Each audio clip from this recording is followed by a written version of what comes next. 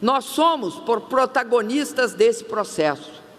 Vocês são os principais agentes deles. Nós escolhemos uma política e podem ter certeza que essa escolha, ela sempre, mais cedo ou mais tarde, é cobrada. Eu até pedi para a Tereza, falei: Tereza, você já explicou aqui para o pessoal o que é que eles chamam de pedalada fiscal, Tereza? A Tereza disse que não explicou não, mas ela ficou de voltar aqui e explicar para vocês. Uma parte do que me acusam é de ter pago o Bolsa Família e o Minha Casa Minha Vida. Uma parte do que me acusam é isso. Paguei sim. Mas nós pagamos com o dinheiro do povo brasileiro. Não foi empréstimo que pagou o Minha Casa Minha Vida. Foi o dinheiro legítimo dos tributos pagos pelo povo desse país. Porque o orçamento de um país, ele tem de ser olhado do ponto de vista daquilo que você gasta e para quem você gasta. O para quem é mais importante do que qualquer outra consideração. Uma das razões para que eu esteja sendo julgada hoje é porque uma parte, eles acham que nós não gastamos. Nós não devíamos ter gastado da forma que gastamos para fazer o Minha Casa Minha Vida. Uma das razões é essa. É o que eles chamam de pedaladas fiscais. A gente, o governo federal, é dono da Caixa Econômica Federal. Nós somos os únicos donos, o governo federal. Quando a gente paga a Caixa, o governo federal passa o dinheiro para a Caixa paga a empresa e, através da escolha pública, o apartamento vai para vocês. Não há nesse processo nenhum desvio. Não é essa questão que levantam contra nós. O que eles levantam é que muitas vezes a Caixa paga o mês e aí nós recompomos o pagamento que a Caixa fez. O que acontece? Quando chega no fim do ano, geralmente a Caixa fica com mais dinheiro do que era o necessário.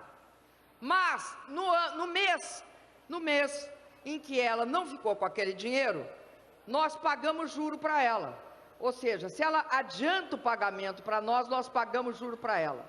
Se ela fica com o nosso dinheiro, nós pagamos para ela, nós pagamos para ela juros quando ela fica com o nosso dinheiro. E ela paga para nós quando nós ficamos com o dinheiro dela. Ocorre que no ano a gente sempre paga mais do que ela paga para nós. Então ela sempre nos deve. Eles não concordam que isso seja uma relação. Eles acham que isso é um empréstimo.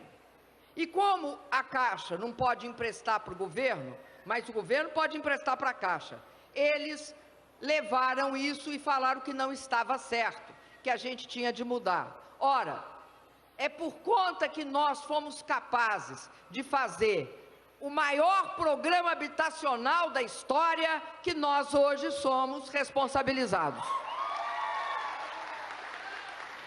Quando eu digo que eu não cometi nenhuma ação incorreta, é que toda ação questionada para mim não é uma ação porque o governo desviou dinheiro, não é uma ação porque nós usamos o dinheiro indevido, é uma ação porque eles discordam da forma pela qual nós contabilizamos o gasto. Não há nenhum delito, nenhum crime apontado contra nós. Então, eu digo para vocês o seguinte, eu vou continuar, fazendo Minha Casa Minha Vida. Não é desafio a ninguém, nós não queremos desafiar ninguém. Quais foram os fundamentos da petição subscrita por esses juristas a que me referi e que teve o apoio, o patrocínio político dos partidos de oposição no Congresso Nacional. Em linhas gerais, a acusação de que a presidente da República praticou crime de responsabilidade, incorrendo em duas hipóteses previstas pela Constituição, no artigo 84. O atentado, a ação contra as leis, a lei orçamentária, em primeiro lugar, e a improbidade na administração. Lei orçamentária foi, sim, atingida, vulnerada, nas chamadas pedaladas fiscais, detectadas pelo Tribunal de Contas da União, e também pela edição de decretos de suplementação orçamentária, sem a necessária competente autorização do Poder Legislativo. Um prefeito, um governador que incorresse nesse desvio, presidente, seria seguramente cassado sem maiores contemplações, pois foi isso que a presidente Dilma fez, abertura de créditos sem autorização legislativa e sem cobertura orçamentária para as despesas deles decorrentes. Como todo crime, senhor presidente, o crime de responsabilidade envolve uma motivação, um dolo ou culpa. É o desejo de atingir aquele resultado, ou pelo menos assumir o risco de que ele se produza. Portanto, o elemento subjetivo de quem comete este crime tem que ser levado em conta pelo julgador, no caso, o Poder Legislativo. E qual foi o dolo? Qual foi o elemento subjetivo, a motivação da presidente da República quando incorreu nessa violação da lei orçamentária e da lei de responsabilidade fiscal? Ela quis disfarçar uma situação lamentável das contas públicas brasileiras sob sua gestão para impedir que a opinião pública, tomando conhecimento delas, lhe negasse o direito à reeleição. Ela mentiu para o povo brasileiro durante a campanha eleitoral com o objetivo de esconder a real situação das contas públicas do nosso país.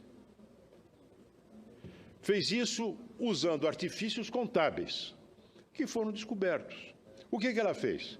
Ela tinha que fazer despesas, o governo brasileiro tinha que fazer despesas obrigatórias, instituídas em decorrência de leis aprovadas pelo Congresso Nacional.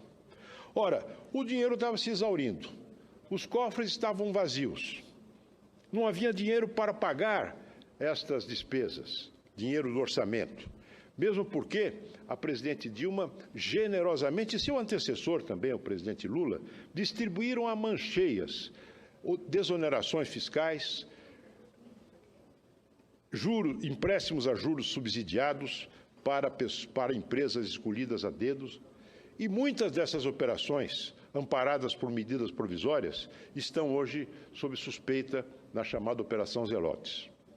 O fato é que a presidente Dilma Rousseff abriu mão de um montante fabuloso de recursos, sem exigir uma contrapartida das empresas beneficiárias em termos de aprimoramento tecnológico ou em termos de manutenção dos empregos.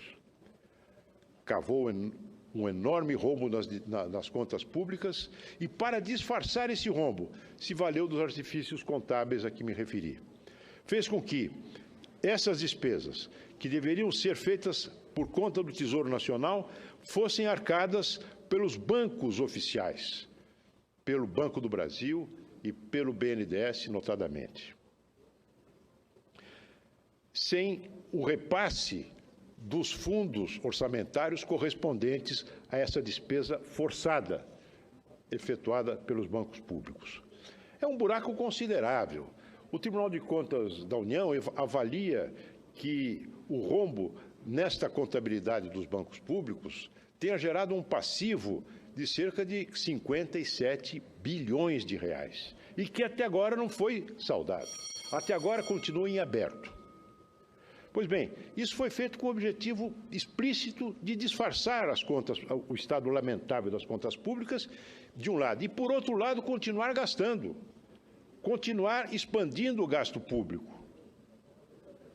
É muito diferente, senhor presidente, de um eventual descasamento entre uma despesa feita por um banco público para atender a um programa social e o competente reembolso dessas despesas pelo Tesouro. Isso pode ter ocorrido em outros governos. É diferente, por exemplo, inclusive, deste fato que foi noticiado agora há pouco e que é objeto de uma representação do meu colega Álvaro Dias, de decretos que foram assinados numa eventual e rápida substituição do vice-presidente da República, vice-presidente Michel Temer. Não havia, nesses casos, o dolo deliberado, a intenção deliberada de mentir, a intenção deliberada de ocultar o estado lamentável das contas para visar com isso a um benefício eleitoral, como foi o caso da presidente Dilma. Ora, o presidente da Câmara dos Deputados está sendo agora objeto de um processo visando a cassação do seu mandato por ter mentido perante uma CPI. A presidente Dilma Rousseff mentiu perante o eleitorado brasileiro, mentiu perante mais de 100 milhões de eleitores brasileiros para conseguir a renovação do seu mandato.